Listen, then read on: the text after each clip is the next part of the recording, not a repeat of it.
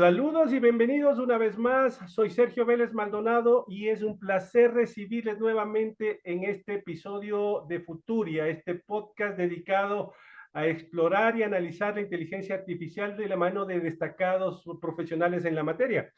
Esta tecnología emergente que sin duda alguna está transformando de manera radical nuestra sociedad y forma de vida, ¿cierto? Lo que hace imprescindible su regulación y comprensión profunda. Realmente necesitamos conocer y adaptarnos a esta nueva realidad marcada por la inteligencia artificial.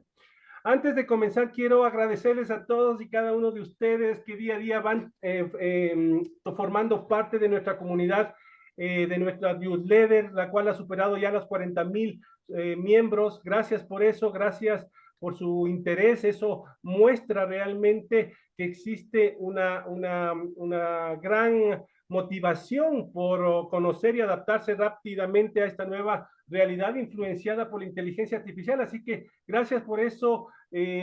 Sigan compartiendo entre sus contactos, entre sus amigos. Realmente es importante tomarse muy en serio la inteligencia artificial y todo lo que esta nueva realidad conlleva, ¿no? Porque es una tecnología tan potente que no hay espacios donde no haya un factor de incidencia, realmente es así. Entonces, por eso necesitamos ponernos al día, necesitamos adaptarnos, necesitamos comprender esta tecnología y todos los efectos positivos y negativos que tiene.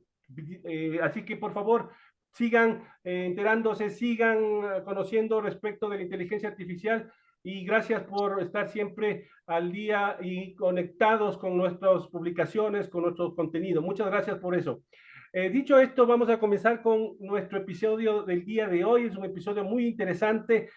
Tal vez el concepto de neuroderechos no sea muy ampliamente conocido, sin embargo, es esencial en esta era marcada por la inteligencia artificial.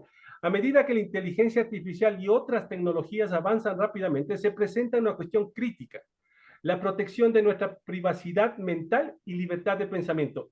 Esto es un tema sumamente importante. Es por eso que el día de hoy tenemos un invitado especial con quien exploraremos cómo los neuroderechos buscan salvaguardar estos aspectos fundamentales de nuestra humanidad frente al desarrollo de tecnologías que pueden leer o manipular nuestros pensamientos.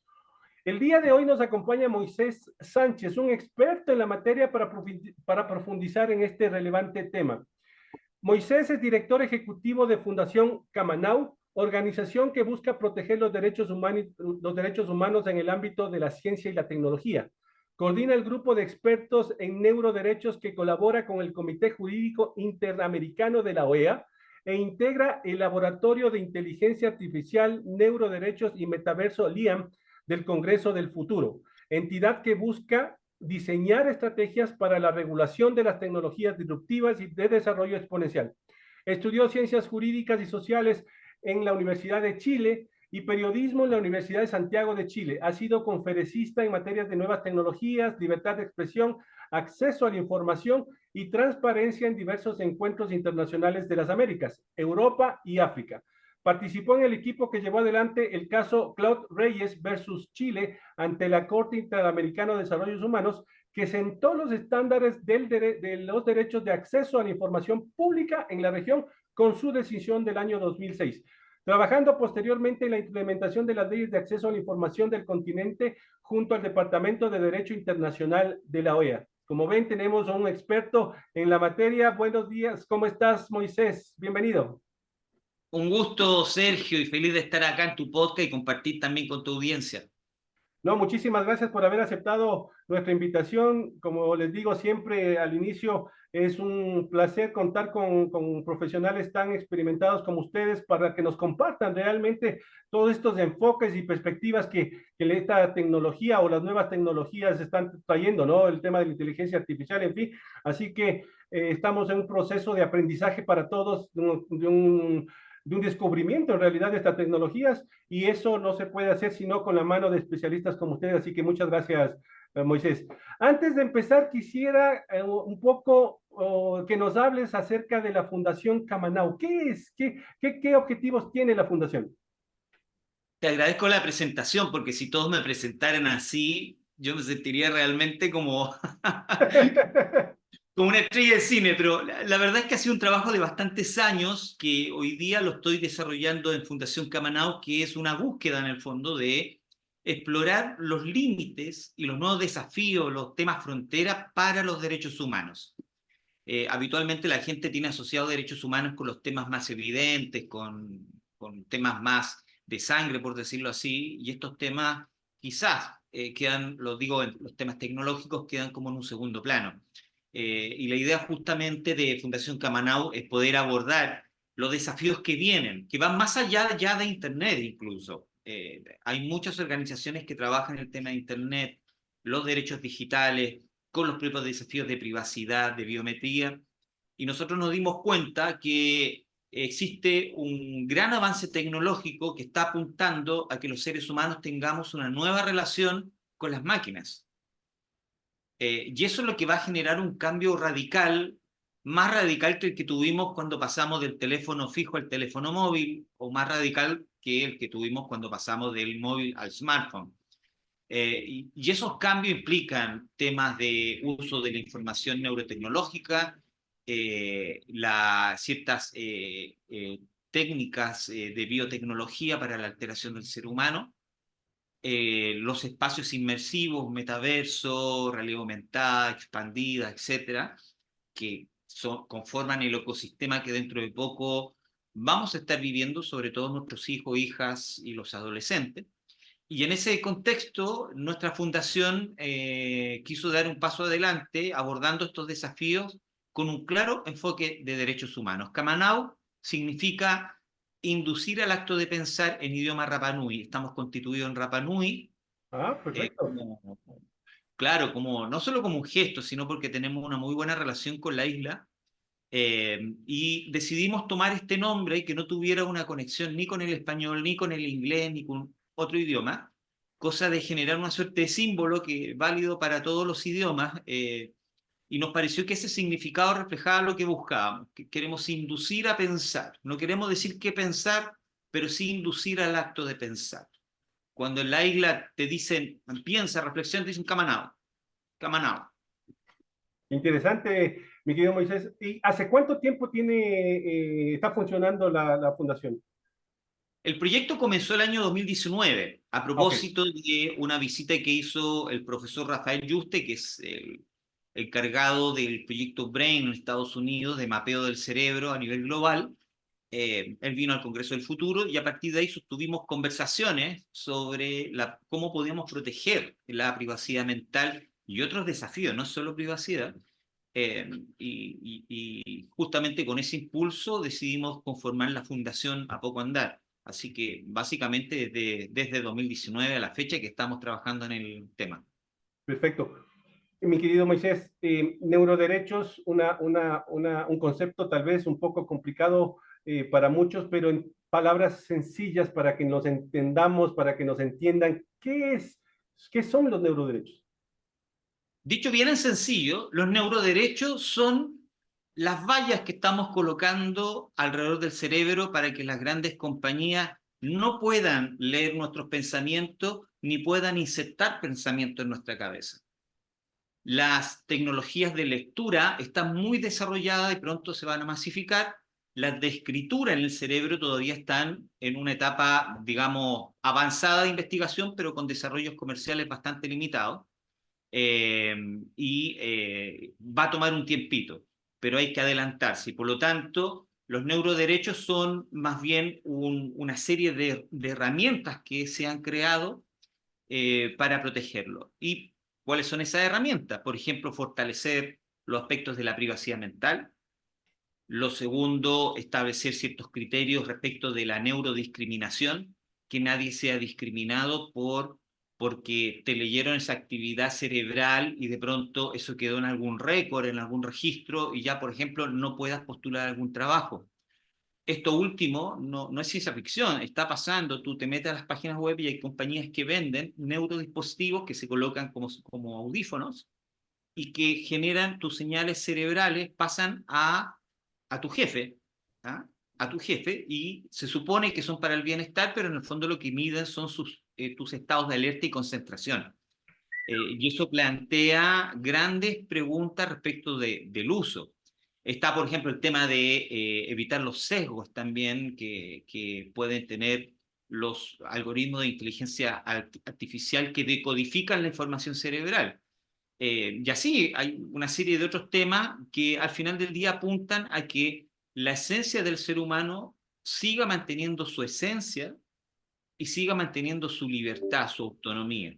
Que no nos transformemos en personas que a poco andar con las intervenciones tecnológicas dejemos de pensar por nosotros mismos, veamos alterada nuestra personalidad y empecemos a funcionar con información insertada.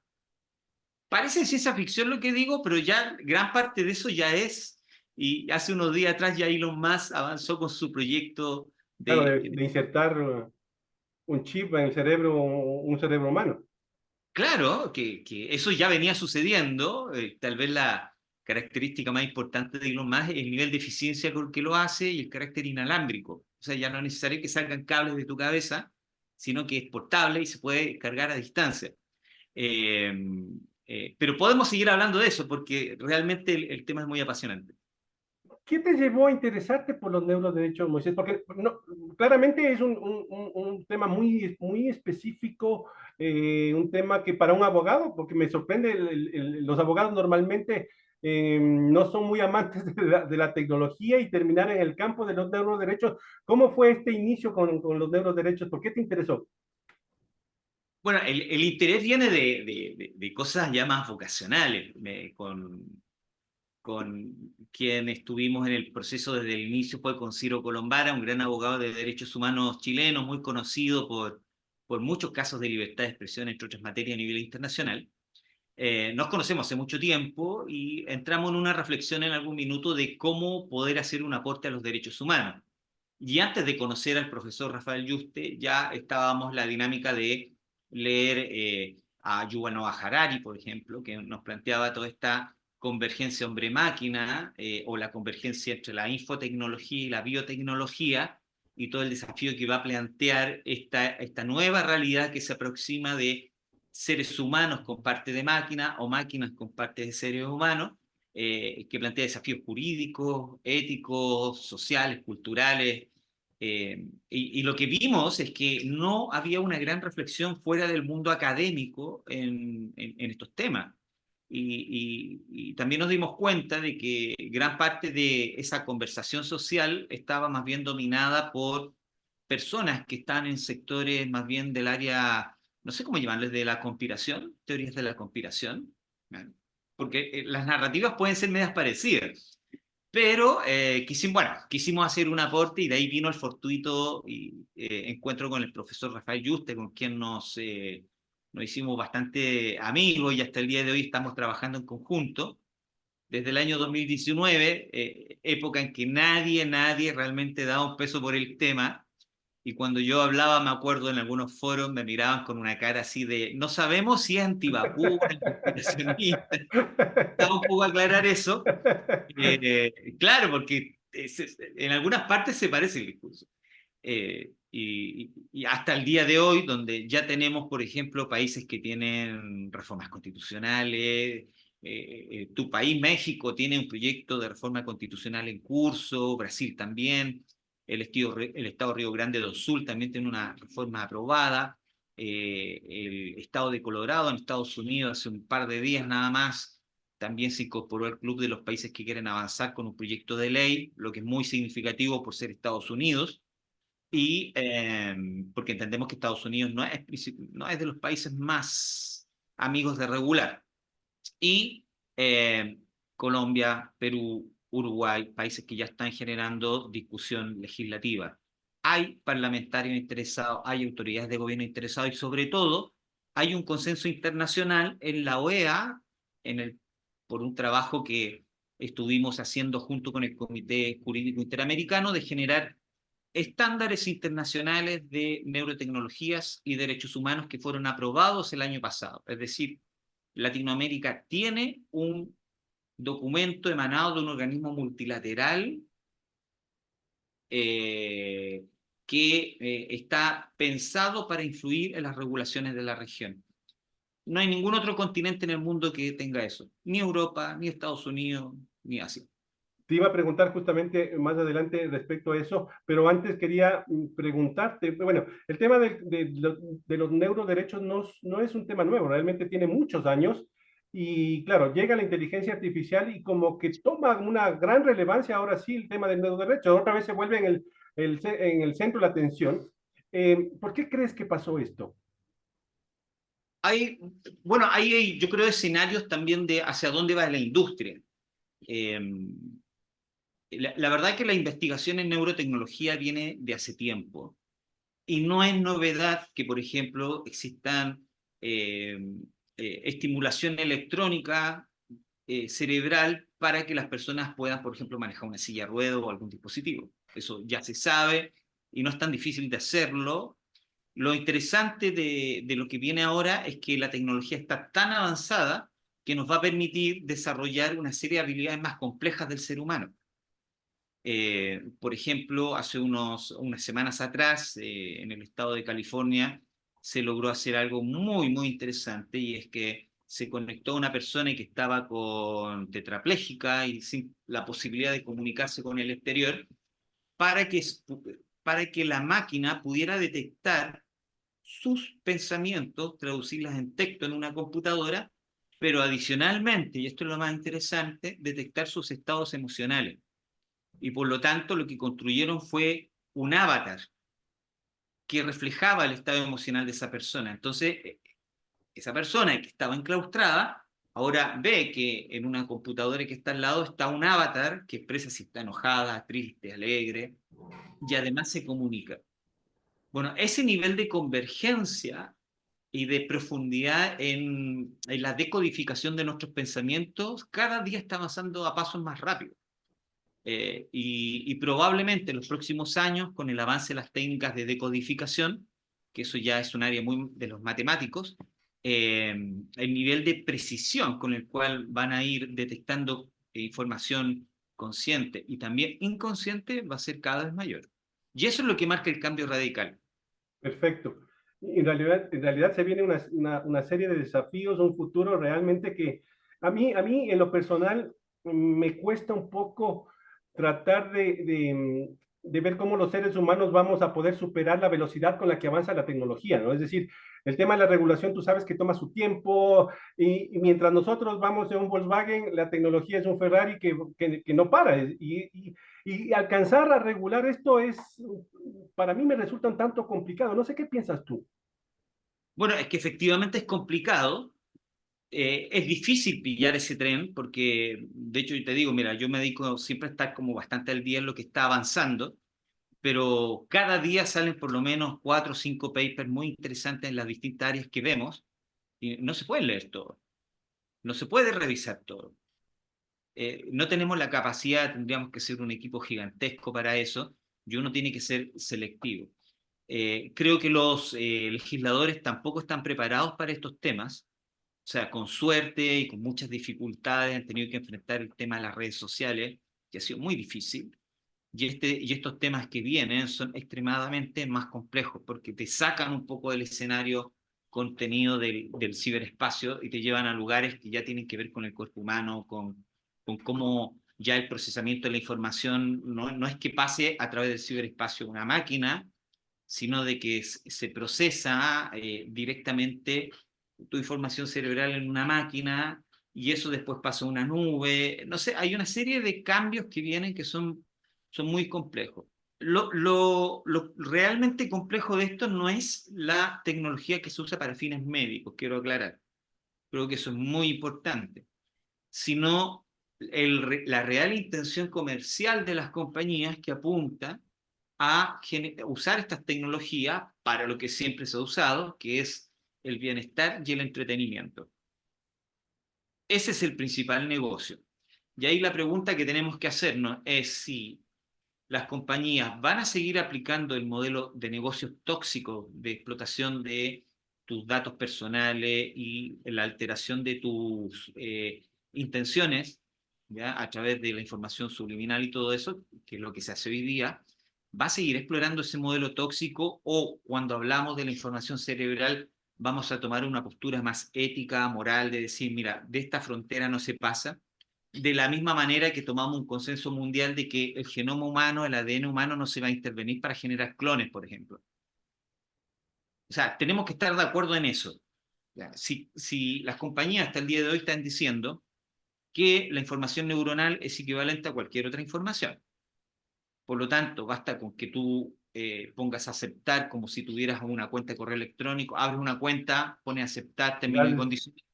No, claro, y eso no está a la altura de la protección que merece a nivel de consentimiento la información neuronal, porque la información neuronal no solamente está lo que estás pensando, sino que también está tu información inconsciente, tus intenciones, tus tendencias, tus creencias. Y ahora solamente imagina lo que hacen las compañías de neurotecnología, generan bases de datos con esa información, y solamente imagina lo que significaría entrenar la inteligencia artificial generativa con información neuronal. Realmente es un asunto, pero O sea, de mucho impacto, realmente es así, ¿eh? claro, realmente es así, y por eso las políticas de privacidad de las compañías de neurotecnología, que son las más importantes alrededor de 26, todas coinciden en algo. Cuando tú entregas la información, no te cuesta mucho que te la devuelvan y la pueden procesar sin autorización tuya si es para casos de investigación científica. A ellos le llaman investigación científica. O el desarrollo de la ciencia, es decir, entregamos esa información neuronal y ellos pueden hacer lo que quieran, porque investigación científica puede ser desde la investigación contra una enfermedad hasta la industria militar. Por lo tanto, estamos frente a un escenario novedoso. En Estados Unidos, el proyecto DARPA es una oficina que se dedica a hacer las investigaciones tecnológicas para el ejército americano, y tienen un proyecto que le llaman algo así como proyecto de telepatía militar, que están usando dispositivos neurotecnológicos no insertables, sino portables, eh, que su misión es detectar la información cerebral de los soldados en el campo de batalla. Eso pasa a una base de datos central. A través de inteligencia artificial se toman decisiones de campo, y esas decisiones vuelven a los soldados y se van manejando de manera automática en el campo de batalla. O sea, la IA es un proyecto que busca que la IA maneje los desplazamientos tácticos en el campo. Y eso no es que se esté investigando si se puede hacer, si ya se puede hacer. O sea, eso lo que están viendo es cómo mejor desarrollarlo en términos militares. Están pasando tantas cosas y el nivel de reflexión y discusión de esto es tan poco que nos parece preocupante. Y aún estamos atorados en regular las redes sociales. Estamos atorados. Recién, y las redes sociales son de los años 90, qué sé yo, Facebook del año 2008, por ejemplo. Estamos atorados con la inteligencia artificial, donde la gran promesa europea de transformarse en el gran referente mundial para la protección y el balance entre innovación y derechos de las personas no se cumplió. Estamos un poquito huérfanos como para regular estas cosas, y por eso nos parece que, aquí cierro un poquito esta idea, que los avances que se han hecho en neuroderechos pueden ser un faro de la estrategia de cómo avanzar en Latinoamérica hacia la regulación de la inteligencia artificial y otras tecnologías disruptivas, ¿ya? Y creo que por ahí hay que mirarlo desde el punto de vista estratégico. Si bien neurotecnología es un tema específico, la verdad es que al final del día tiene que ver con inteligencia artificial, está dentro del ecosistema de inteligencia artificial. Y eso es lo que te decía, realmente es preocupante, porque es preocupante el hecho de que estas tecnologías avancen tan rápido, y lo peor de todo es que sean pocas las empresas que controlen todo esto. Ese es para mí uno de los riesgos mayores, y es por eso que yo soy de los que piensa que las Naciones Unidas debería tener su propia inteligencia artificial, porque es de la única manera de comprenderla y de alguna manera poder generar una regulación, poder crecer, poder hacer que la inteligencia artificial no sea mal usada, ¿ya? E incluso para contrarrestar inteligencias artificiales que el día de mañana pueden ser realmente mal usadas, porque es así, no hay limitación. A alguien se le puede ocurrir el día de mañana generar una inteligencia artificial para generar temas totalmente negativos. Entonces, um, este es un riesgo y mira tú para América Latina, peor todavía porque nosotros en América Latina no nos destacamos por ser, por estar siempre a la vanguardia y en estos temas. Entonces, realmente se viene un tema bastante complicado. Recientemente se llevó a cabo un evento, como tú decías, de la Organización de Estados Americanos de la OEA para abordar estos temas de los neuroderechos. ¿Cuáles fueron las principales conclusiones, las principales recomendaciones, los principales temores con relación a esto? Bueno, hay la conversación que se desarrolló a nivel de la OEA viene hace tiempo, viene desde el año 2021, cuando en el Comité Jurídico Interamericano de la OEA, que es, por decirlo así, el cerebro legal que propone regulaciones de carácter regional, ellos propusieron, de la mano del doctor Ramiro Orias, incorporar el tema de los neuroderechos en su agenda de trabajo. Eso ya, yo te digo, con eso nosotros ya estábamos pagados, ya dijimos ya está. No importa que no lleguemos a ningún lado, se abrió la conversación. Y fíjate que a poco andar, la evidencia se fue haciendo tan abrumadora que todos los juristas que conformaban el comité estuvieron de acuerdo en que había que avanzar. Y ese proceso empezó en marzo del 2021 y en agosto del 2023 se concluyó en unos principios interamericanos, que es un catálogo de 10 puntos bastante desarrollado con una explicación donde se abordan temas de privacidad, etcétera, aumentación mental, el tema de la autonomía, en fin, o sea, todos esos temas se van abordando ahí. Y lo que pasó hace poco es que ese documento se presentó ante los embajadores de la OEA para recibir sus opiniones y nos sorprendió positivamente que hubo 4 estados que manifestaron opiniones no solamente positivas, sino alentadoras en el sentido de que hay que seguir avanzando, que fueron Panamá, Colombia, Perú y Chile. Y sí, por supuesto, apareció Estados Unidos diciendo, no que tenía reparos, pero sí que tenía comentarios, que es la típica de Estados Unidos en su estrategia internacional. El comentario principal es dejar súper en claro de que eso no era como un tratado internacional obligatorio y que por lo tanto ellos no estaban obligados. Y todos los comentarios de ellos apuntan a eso. O sea, quiero aclarar que aquí esto que quede claro de que esto no es un tratado internacional y que no me va a obligar y... Ok. Que es coherente con su política de abordaje de las nuevas tecnologías, que con la orden ejecutiva del presidente Biden quedó claro que la orden ejecutiva para la audiencia es como un decreto que saca el presidente, donde instruye a 26 entidades públicas de Estados Unidos y le dice, señores, en el ámbito de su competencia, háganse cargo de monitorear el desarrollo de esta tecnología, cuidar que esto no afecte la seguridad nacional y proponer medidas de autorregulación, pero no avanza en la regulación, ¿ya? Entonces, la postura de Estados Unidos es coherente con lo que está haciendo la orden ejecutiva del presidente Biden.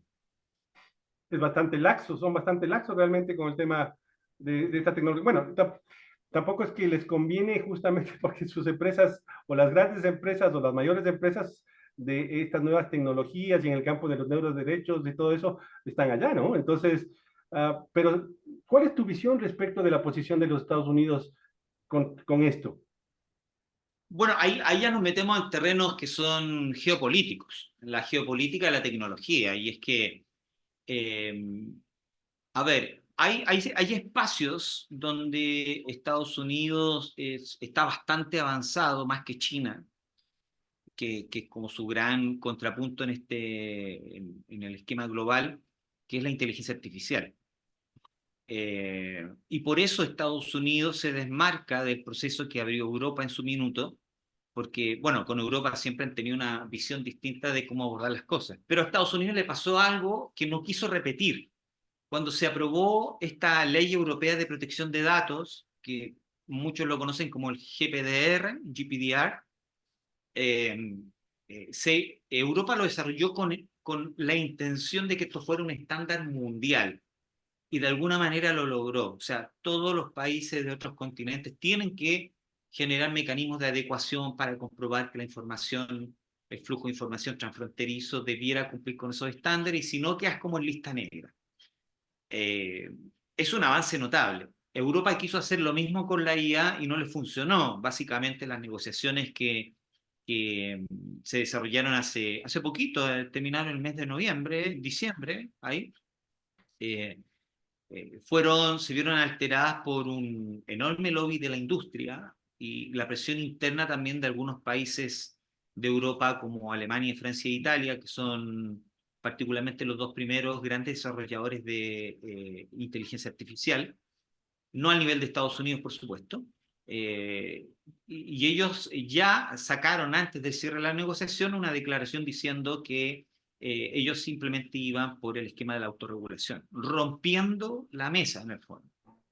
Años de conversaciones, llega Francia, Alemania, Italia y dicen, señores, ¿saben qué? Yo me bajo de esto, ya autorregulación. Y quedó, no te cuento, la corredera entre los países. Y eso llevó en que la negociación final tuvieron que bajar muchos estándares y dejar normas con mucho coladero.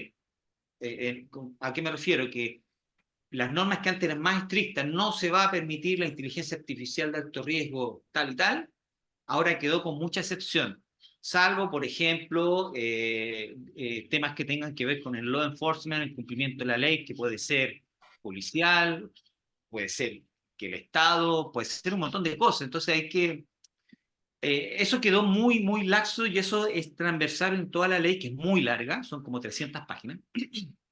Y lo que es más preocupante para nuestra región es que una de las cosas que se bajó en cuanto a aspiración y visión de esa ley es que toda la inteligencia artificial riesgosa no se puede vender en Europa, pero sí se podría vender al resto del mundo. Y en eso es diferente al reglamento de la ley de datos. Ahí cambia radicalmente la aspiración, y es decir, como que Europa, para no perder el acuerdo, dijo, bueno, limitémoslo a Europa. Entonces ahora Alemania, Francia, Italia podrían vendernos tecnología de alto riesgo a nosotros, y cuando tengamos algún problema en Latinoamérica, el costo de cumplimiento lo van a tener los empresarios americanos, digamos, de nuestra región, no esas empresas del mundo de origen. Pero yendo más allá de eso, el tema es que claramente también esa postura surge a propósito de la orden ejecutiva de Biden, porque se dieron cuenta que Estados Unidos quería caminar en un riel, en un carro como con poco freno.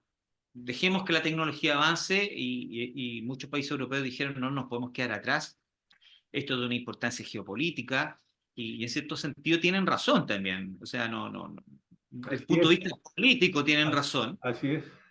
Exacto. Ahora, desde el punto de vista de la protección de los derechos de las personas, bueno, el estándar de derecho que pagó el costo. Entonces siento que en esa carrera muchas de las definiciones legales tienen que ver más con esta carrera que cosas de principio. Eh, y en materia de neurotecnología, Estados Unidos sigue llevando la delantera, pero China también está avanzando a pasos bastante agigantados, porque es probable que China pueda ser bastante competitivo en materia de neurotecnología. Y lo que sabemos, porque de China se saben cosas y otras no tanto, es que muchos de los desarrollos neurotecnológicos chinos apuntan a una lógica más bien de profundizar por la vertiente de este tema, que es la aumentación cognitiva, es decir, el mejoramiento humano. Ya. Que, por ejemplo, mejorar tus capacidades intelectuales, convertir a los chinos en super chinos, por decirlo así, Superhumanos, ya. en superhumanos. Y ahí la pregunta que viene es, ¿qué va a hacer el resto del mundo? ¿Va a dejar que China haga a sus ciudadanos superhumanos y el resto nos vamos a quedar como humanos comunes y corrientes? ¿O vamos a entrar también en esa carrera? No digo que vaya a pasar, pero digo es una posibilidad Claro, no sé. latente y que está muy lejos de las discusiones que se están dando hoy día. Y por eso, gran parte de las discusiones que hoy existen en materia de regulación de redes sociales y todo eso, yo honestamente creo que a las compañías incluso hasta les conviene, porque sienten que es como pagar el costo más bajo. ¿De acuerdo? Habrá una discusión fuerte que nos den duro en materia de redes sociales, vamos, discutimos, debatimos, la peleamos, pero al final del día encapsulamos la conversación en el debate de las redes sociales y no la abrimos a estas otras cosas que son realmente donde las compañías están poniendo la mirada. Te doy un ejemplo. Experiencia inmersiva, metaverso. Uno de los grandes metaversos que existe hoy día es Roblox, que muchos padres conocerán porque sus hijos lo instalan en sus teléfonos y están jugando ahí todo el día. Son experiencias inmersivas.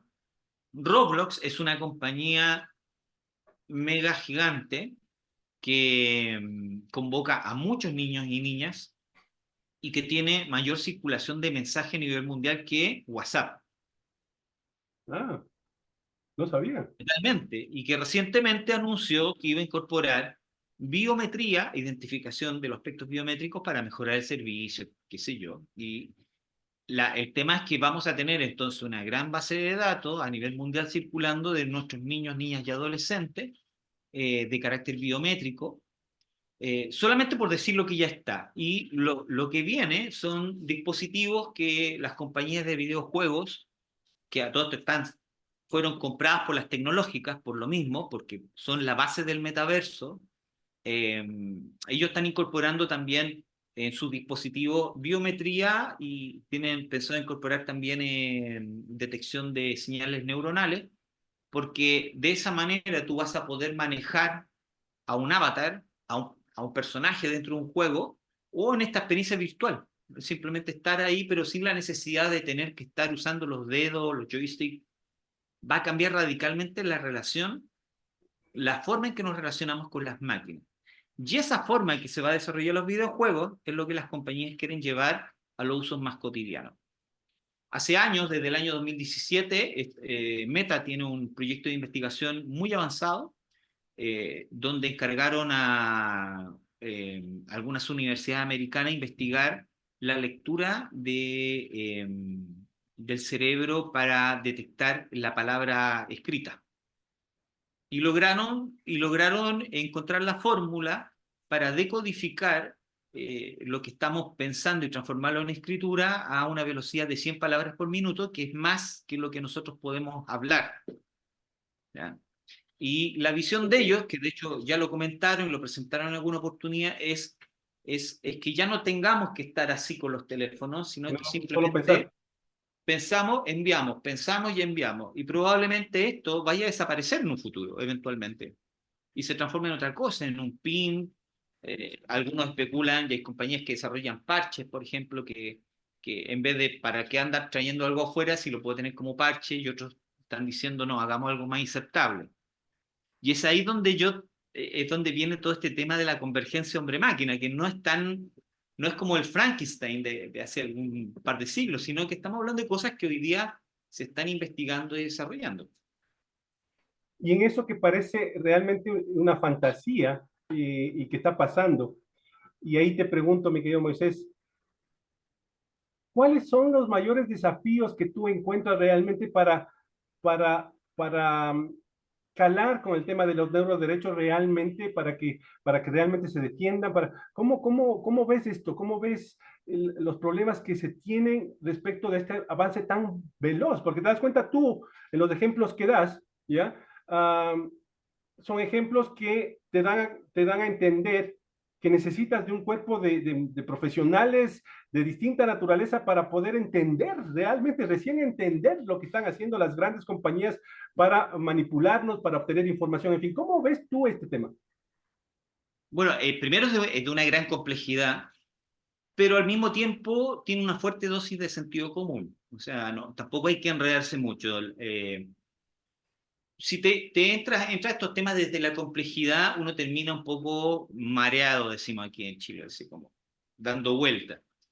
Pero si uno lo mira en términos un poquito más sencillos y dice, bueno, toma definición y dice, bueno, la información neuronal, lo que pasa en nuestra intimidad, ¿lo queremos dejar solamente para nosotros? Sí, bueno, entonces tenemos que tomar recaudo.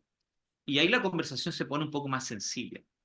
Y eso es una conversación de derechos humanos y por eso lo que nosotros impulsamos es abordar, por lo menos en Latinoamérica, la regulación de las tecnologías desde la perspectiva de los derechos humanos. ¿Por qué? Porque los derechos humanos son el pilar indiscutible que tenemos para orientarnos.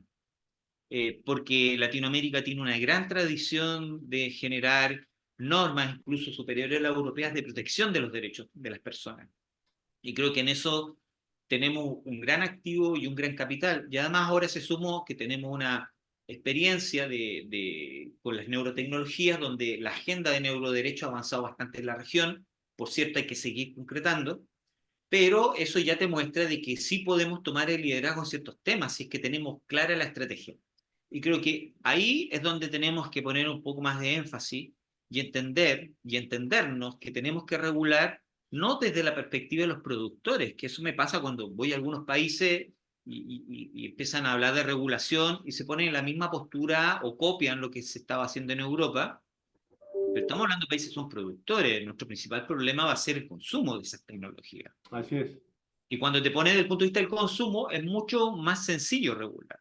Por ejemplo, establecer un catálogo de sectores vulnerables que no se pueden impactar. Y cada país puede ver en el mundo de niñez, en el mundo del trabajo, etcétera, etcétera, etcétera. Algunas medidas de transparencia y de auditoría a los algoritmos. Que el Estado, tercer punto, que el Estado tenga que cumplir con esos estándares a nivel interno.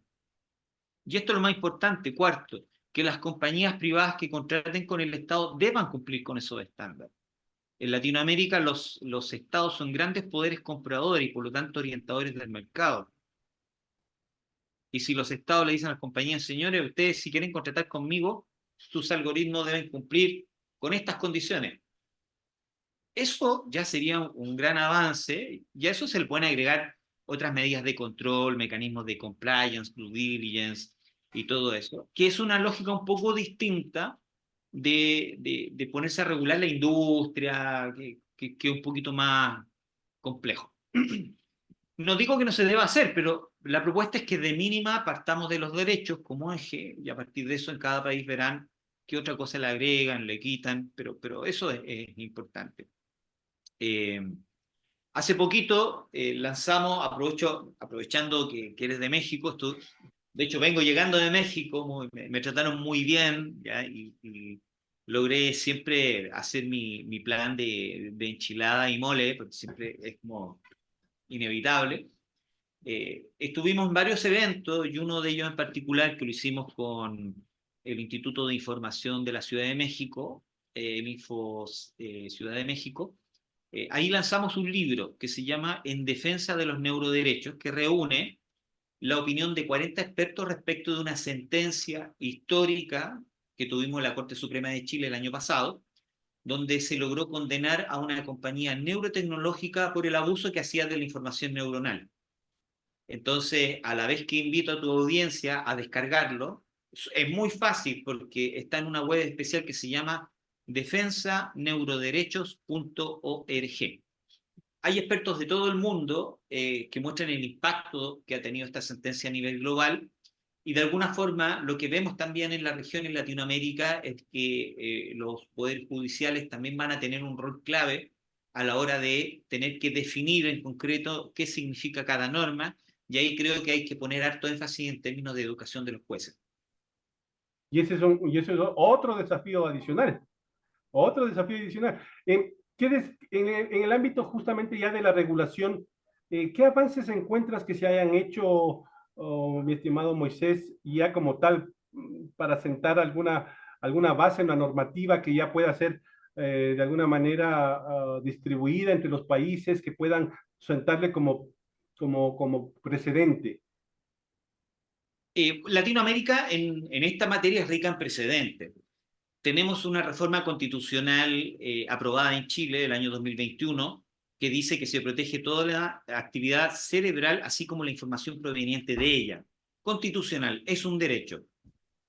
El año pasado se aprobó también una reforma constitucional en el estado de Río Grande do Sul, en Brasil, que va en la misma línea y tienen además un proyecto de reforma a la Constitución Federal impulsado por el senador Randolfo Rodríguez y la procuradora del Estado de Sao Paulo, Camila Pintarelli. Luego tenemos que en México hay un proyecto de reforma constitucional presentada también el año pasado, en julio, por la diputada María Eugenia Hernández, y hace un par de semanas nada más se hizo un encuentro con el CONACYT, el Consejo de Humanidad y Ciencia de México, donde en 2 días se exploraron todos los alcances de los neuroderechos con el mundo académico, así que también les invito a la audiencia a ver está ahí en la red de CONACYT de la Cámara de Diputados. Hace muy poquito se presentó un proyecto de ley en el estado de Colorado, en Estados Unidos, que busca, y esto es muy interesante, equiparar la información neuronal a la data genética, y eso le da un estatus de mayor protección. Es curioso porque en la sentencia de la Corte Suprema de Chile va en la misma línea. Dice, bueno, protege algunos ámbitos de la privacidad mental, pero lo principal de esa sentencia es que dice la información neuronal debe ser tratada de la misma manera que la información genética. Por lo tanto, requiere niveles de consentimiento más elevados, como cuando te va a hacer una intervención genética compleja, que tú no pones a aceptar, te tienen que comentar, qué sé yo, etcétera, decir de qué trata. Y eso ya le da un estatus distinto a nuestra información neuronal y de cierta manera la convierte en objeto de protección privilegiado. Entonces tenemos una serie de iniciativas, a ello le podría sumar los avances del Comité Jurídico Interamericano de la OEA y un anuncio, y es que este año vamos a comenzar otro proceso con este mismo comité que está orientado a la generación de estándares de protección a sectores vulnerables, particularmente los niños, niñas y adolescentes en inteligencia artificial, experiencia inmersiva y metaverso, que son la otra parte de esta conversación. Perfecto. ¿Cómo pueden los gobiernos y las organizaciones internacionales, Moisés, implementar y hacer cumplir los neuroderechos? Por lo menos en nuestra región. Por dónde recomendarías que empiece? Porque realmente esto es algo que está tomando fuerza, pero hay mucho por hacer. ¿Por dónde recomendarías que los gobiernos y las organizaciones puedan implementar y hacer cumplir esto? Bueno, ahí hay que trabajar un poco con lo que hay. Si nos ponemos a esperar grandes estándares internacionales, eso no va a pasar en el corto plazo. Lo que sí tenemos son los avances del Comité Jurídico Interamericano de la OEA, que puede servir perfectamente de base a una ley. Tenemos algunos proyectos de ley redactados. También en Chile tenemos un proyecto de ley que está en tramitación y que esperamos que a propósito de la sentencia avance. Eh, Así que yo diría que la estrategia es más bien avanzar a nivel nacional con la inspiración de lo que tiene el Comité Jurídico Interamericano. Perfecto.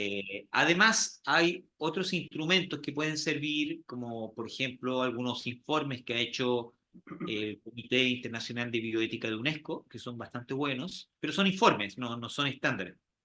Y hay algún documento también de la OECD de Innovación Responsable en Neurotecnología que genera estándares como para la industria, y eso está súper bueno también. Entonces yo creo que con eso ya podemos avanzar, eh, porque los demás procesos que existen en términos de ver si esto se puede regular a nivel internacional no va a pasar pronto, y por ahí también hay otros procesos que tienen que ver más con inteligencia artificial, con enfoques éticos como el que maneja UNESCO, pero que claramente van por una línea bastante más soft. Frente a la urgencia de este tema, ese tipo de medidas éticas son un buen punto de partida si es que no fuera un tema urgente. Pero como son temas urgentes, la verdad es que uno requiere regulaciones más claras. Perfecto. Moisés, ya vamos terminando. Y realmente es un tema sumamente apasionante, muy interesante, temas que parecen realmente de la ciencia ficción y que nos dejan impresionados y que nos dejan una reflexión de cuánto toca trabajar aún todavía, ¿sí? En este campo. ¿Cómo ves de aquí tú el futuro de los neuroderechos, mi estimado eh, Moisés? ¿Qué es lo que se viene como fundación? ¿Qué es lo que quieren llegar a alcanzar durante los próximos años con relación a los neuroderechos? Bueno, lo primero es que estamos en la primera fase, que es hablar las urgencias. Y la urgencia tiene que ver mucho con privacidad, que es lo que nosotros podemos entender, los abogados entienden y los jueces entienden, los legisladores lo entienden. ¿Ya? Pero este tema excede la privacidad. Por ejemplo, cuando hablamos de aumento de capacidades cognitivas, ya no es solamente un tema de privacidad, es un tema que tiene que ver con equidad, con no discriminación, con si vamos a permitir sociedades desiguales fundadas en la aplicación de dispositivos tecnológicos. ¿Qué vamos a hacer con eso? Y ese tipo de conversaciones nos gustaría abordarlas. En segundo lugar, también meternos de manera bastante más profunda en lo que es la conexión entre neurotecnología, experiencia inmersiva e inteligencia artificial, que es una de las grandes convergencias que viene, porque ahí también hay mucho que decir. Y ese es un gran desafío para nuestra fundación y, por cierto, para la sociedad y para los legisladores.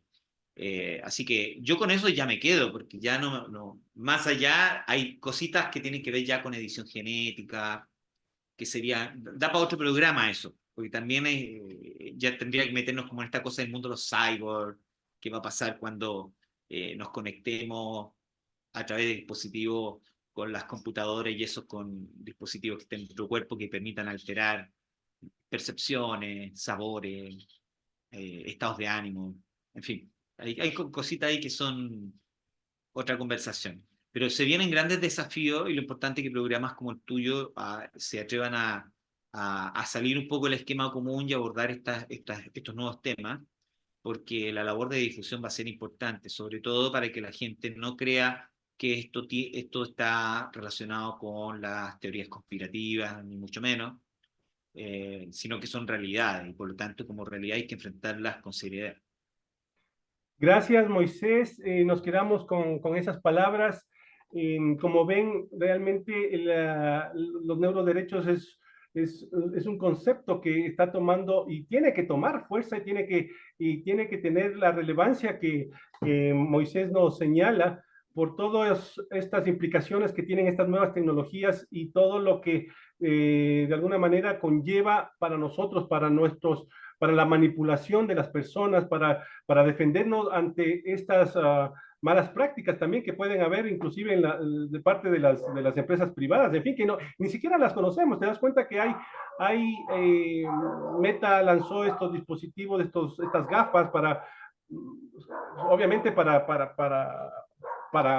con fines de entretenimiento, pero uno nunca sabe exactamente qué otros fines están detrás, ¿no es cierto? Entonces, realmente se viene un tema bastante complicado, el hecho de poder regular, poder comprender todo esto para poder contrarrestar de alguna manera, como tú dices, Moisés, tenemos mucho trabajo por hacer, así que gracias por tu tiempo. Desde ya te invito a un nuevo podcast para tratar otros temas que están relacionados y gracias por haber compartido tu tiempo. Gracias a ti, Sergio, y un saludo grande a la audiencia de México y del mundo que seguramente te sigue ahí desde distintos lugares. Muchas gracias. Gracias, Moisés. Gracias a todos una vez más por haberse dado cita en este nuevo episodio de Futuria.